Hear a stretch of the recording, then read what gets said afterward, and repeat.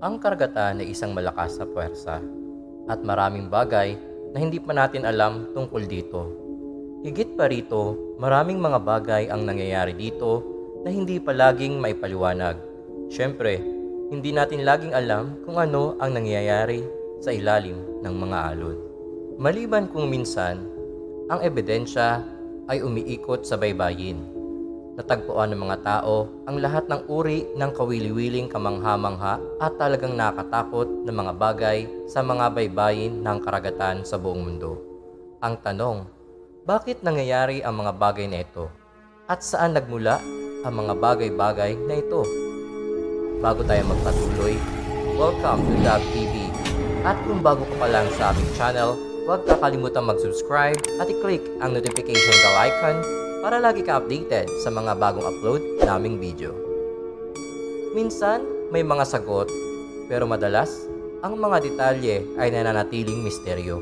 Ito ay kaakit-akit na tingnan, kaya mayroon kaming 10 mga larawan ng lahat ng uri ng mga bagay at ng mga kakaibang laman dagat na naanod sa pangpang at nakita sa kailaliman ng karagatan sa buong mundo. Number 10. Ninjin. Ang ninjin ay mga humanoid na nilalang na naninirahan sa icy water na malapit sa Antarctica. Sila rin ay namataan sa Japan at sa Subarctic Ocean. Ang mga ninjin ay parang tao at mayroong maputing kulay. Ang ilang mga tao ay nag-iisip na sila ay hindi pa natutuklasang uri ng mga unggoy na nakakahinga sa ilalim ng tubig. Ang iba naman ay nagsasabi na sila ay isang whale. Minsan lumilitaw ang mga ninjin nakahawig ng sirena dahil sa mga palikpik sa kanilang mga katawan. Habang ang ilan ay nagsasabi na meron silang mga binti na nagbibigay daan sa kanila upang makalakad sa lupa. May ilang mga kaganapan na namataan o nakita ang ninjin. May ilang mga mangisda ang nakakita nito. Pero noong 2010, ang Japanese whale researcher ay tumawag ng atensyon dahil sa kanyang nakuhaan na video sa ilalim ng karagatan. At ito ay sinasabi na isa sa mga pinaka nakakakumbinsing video ng ninjin. Ang bidyong ito ay kuha sa Arctic water ng Japanese Agency for Marine Earth Science and Technology. Ito ay nagpapakita ng isang nilalang sa dagat na may bilog na itsura na tila mo nakangiti at may matang umiilaw sa kadiliman ng dagat. Ang ilan ay nagsasabi na ito ay bagong lahi ng whale. Pero ang itsura ng whale ay ganito. Ibig sabihin, ito ba ay isang patunay na ang bidyong ito ay ang kauna-unahan na video ng malapitan na kuha ng isang tao sa isang ninjin? Ano sa tingin nyo? Ito ba ay bagong species ng isang whale o ito ay isang totoong ninjin? Number 9. The Irukandji Jellyfish. Kung sa tingin mo ay ang malalaking laman dagat lamang ang nakakatakot, huwag mong ismuli ng isang ito. Dahil ang jellyfish na ito ay isa sa mga pinakamapanganib na nilalang sa buong mundo na sisiguraduhin ko na ayaw niyong makasalubong habang kayo'y naglalangoy sa karagatan. Dahil sa isang dampi o lapat lamang ng kanyang galamay ay pwede mong tapusin ang iyong buhay. Ang sinasabing mapanganib na jellyfish ay makikita sa Australia. Kung ikaw ay nakaengkwentro ng isang ito, makakaramdam ka ng matinding sakit at pwede mong tapusin ang buhay mo sa loob lamang ng 2 linggo. Marami nga ang naitala na ang kanyang mga biktima ay tinapos ang kanilang buhay. At ang jellyfish na ito ay may 1 sentimetro ang lapad. Ito ay isa sa mga dahilan kung bakit nakakatakot ang jellyfish na ito dahil ito ay sobrang maliit at mahirap makita sa dagat kapag ikaw ay naglalangoy. Imaginin mo na ilang tao ang tinapos ang kanilang buhay nang hindi nalalaman na ito ay kagagawa ng isang napakaliit na jellyfish. Dagdag pa rito kung bakit isa siya sa pinakamapanganib at nakakatakot na nilalang sa mundo dahil ito sa kanyang pagiging maliit. At ang jellyfish na ito ay isa sa pinakamalakas ang lason sa buong mundo. Ang nakakatakot pa rito ay hindi mo alam kung kailan naatake ang jellyfish na ito. Ang lason nito ay mas malakas ng 100 beses kumpara sa isang cobra at 1,000 beses na mas mapanganib sa lason ng isang tarantulas. May ilan din ang mga nakaligtas sa kanyang bangis. Pero ito ay nag-iwan ng tanda na habang buhay mong makikita na ayaw mo nang pumunta muli at maglangoy sa karagatan. Kung nagbabalak kang pumunta sa Australia, iwasan mo ang maligo sa dagat nila. Dahil ilang segundo lamang matapos kang atakihin ng jellyfish na ito, ikaw ay makakaramdam ng matinding sakit at hindi mo na magagawang kontrolin ang iyong katawan na pwede mong ikalunod at ikamatay kaagad. Sabi nga nila, maliit ngunit mapanganib. Number 8. Tongue-eating louse. Ang lamandagat na ito ay may tuturing nating isang masamang bangungot dahil ang parasite na ito ay kinakain ang dila ng kanyang biktima at hindi lang ito natatapos dito. Pagkatapos ng kainin ang dila ng kanyang biktima, dito na siya maninirahan at magsisilbing kanyang dila. At lahat ng kinakain ng kanyang biktima ay dadaan muna sa kanya bago sa kanyang tinitirhan. Ito ay parang isang halimaw sa isang sci-fi movie. Sila ay madalas makita sa baybayin ng California hanggang sa baybayin ng Ecuador. Makikita rin sila sa Atlantic Ocean. Imaginein mo na meron kang dila na may mata at paa. At kapag ang kanilang tirahan ay nawala na, hahanap sila ng kanilang bagong biktima at dito maninirahan. Number 7. Omibuzo. Ang sinasabing lamandagat na ito ay makikita sa Japan. Ito ay ang umibuzo or sea monk. Sila ay sinasabi na parang higanting kulay itim na may galamay na parang sa pusit. Sila ay nabalitaang namataan ng mga mangisda sa loob ng maraming taon. At ang ilan ay nagsasabi na ito ay isang dahilan ng paglubog ng maraming sasakyan sa karagatan. Pero sabi ng iba, ito daw ay isang higanting pusit sa karagatan. Pero ginigiit ng mga mangisda na ang kanilang nakita ay hindi isang malaking pusit o higanting pusit. Ang kanilang nakita ay ang omibuzo. Ito daw ay napakalaki at napakalakas. Pero kung inaakala mo na ang omibuzo na ang pinaka nakakatakot na humanoid creature na nasa dagat, nagkakamali ka. Dahil ang susunod nating video ay mas nakakatakot dito. Ano sa tingin mo? Totoo ba ang umibuso ng Japan? O ito lang isang malaking pusit sa karagatan? Ano ang iyong opinion tungkol dito? Number 6. Humanoid Sea Creature. Isang submarine ang kumukuha ng video sa karagatan. Ang nasabing submarine ay nasa dagat ng Greenland. Ang crew ay kumukuha ng video ng grupo ng mga isda sa kanyang harapan. Nang biglang sa kanyang likuran ay may nakakatakot na lamang dagat na may kamay ng isang tao. Inampas ang sinasabing nilalang ang salamin ng kanilang sasakyan. Makikita sa bidyong ito ang paghampas ng kamay ng sinasabing lawandagat sa kanilang sinasakyang submarine. At ang kamay ng nilalang na ito ay 5 beses na mas malaki kaysa sa karaniwang kamay ng isang tao. Ang sinasabing nilalang ay mabilis na umalis at ang sakay ng submarine ay naiwang may pagkamangha at matinding takot.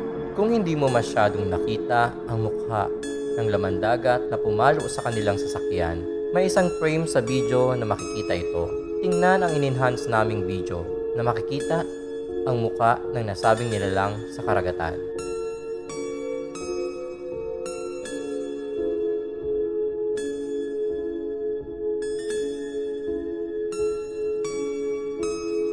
Tingin mo, ano kaya ang nilalang na humampas sa kanilang salamin?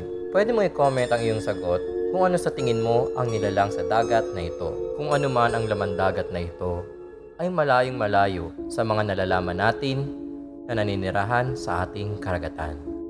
Number 5. Disc in the Water. Ang video na ito ay kuha ni Thomas Ball. Siya ay namangha at nagtaka sa kanyang nakita sa karagatan nang siya ay makakita ng malaking humihinga na isang disc. Ito ay kuha sa karagatan ng Canada at napag-alaman na malapit ito sa isang nuclear power plant.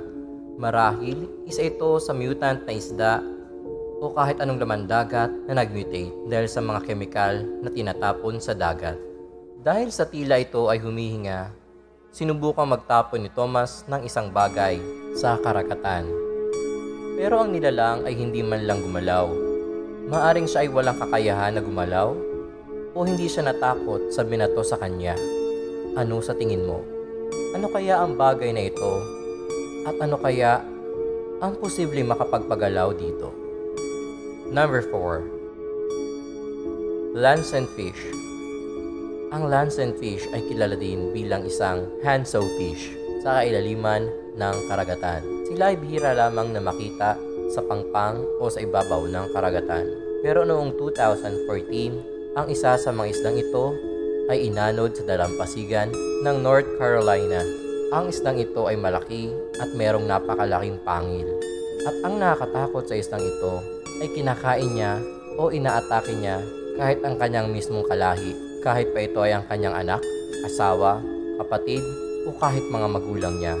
At ang isdang ito ay sadyang mapanganib din sa tao dahil sa napakalaki at matatalas nitong mga ngipin. Bago tayo magpatuloy, kung hindi ka pa nakasubscribe sa aking channel, huwag kakalimutang mag-subscribe at i-click ang notification bell icon para lagi kang updated sa mga bago naming upload na video. Number 3. Crabzilla. Noong 2014, mataan ang 15-meter na higanting crab na ito. Nakitang higanting crab sa UK. Ilang mga kalalakihan ang nagpapatunay na nakakita nito sa baybayin ng dagat at ito rin ay nakunan ng larawan ng Google Map. Ito ay mabilis na kumalat sa mga balita, pero kung kailan ito nakita, ito ay hindi nila natitiyak.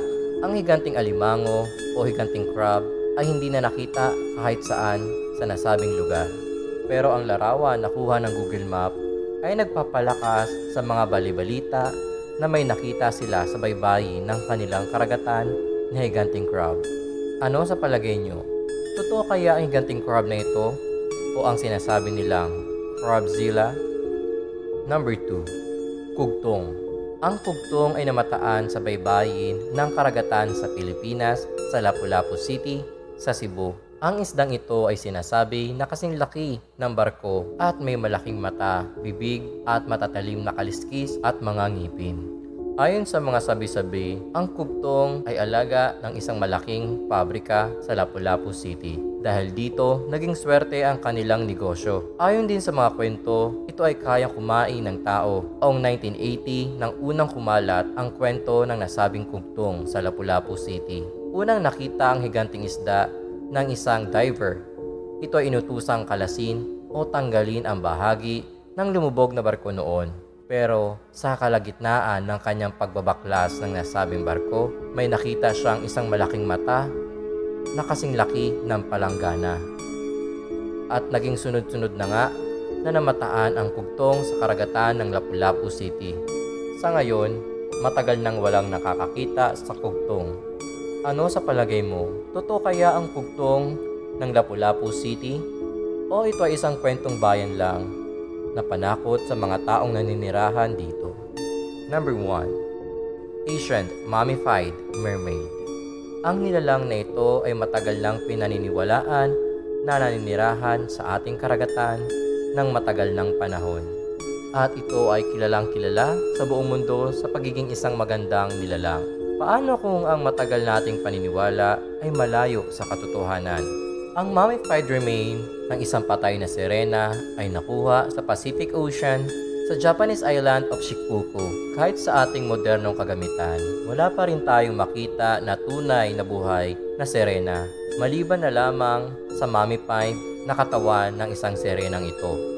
Makikita dito na ito ay may katawan ng tao, may muka, mga kamay, at may buntot na parang sa isda. Ayon sa mga sumuri ng mga scientifico at mananaliksik, ito ay totoong mummified remain ng di malamang nilalang.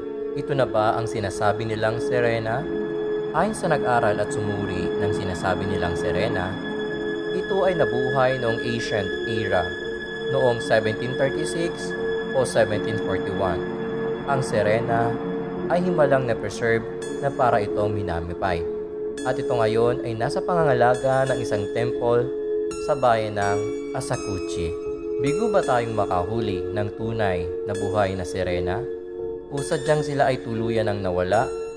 O sa madaling salita, ang kanilang lahi ay tuluyan ng naubos o nabura sa ating mundong ginagalawan, kagaya ng nangyari sa mga dinosaur? Ano ang iyong opinyon sa bagay na ito? Alin sa tingin mo ang mas nakakatakot sa mga nasabing nilalang na to sa karagatan sa aming video? I-comment mo lang iyong sagot sa comment section. Kung nagustuhan mo ang ganitong mga kwento, huwag kakalimutang mag-subscribe at i-click ang notification bell icon para lagi ka updated sa aming bagong upload na video. At kung meron kang kwento, paksa, o video na gusto mong gawin o talakayin sa aming channel, huwag mahihiyang mag-comment sa aming comment section. Once again, this is Tab TV and thank you for watching.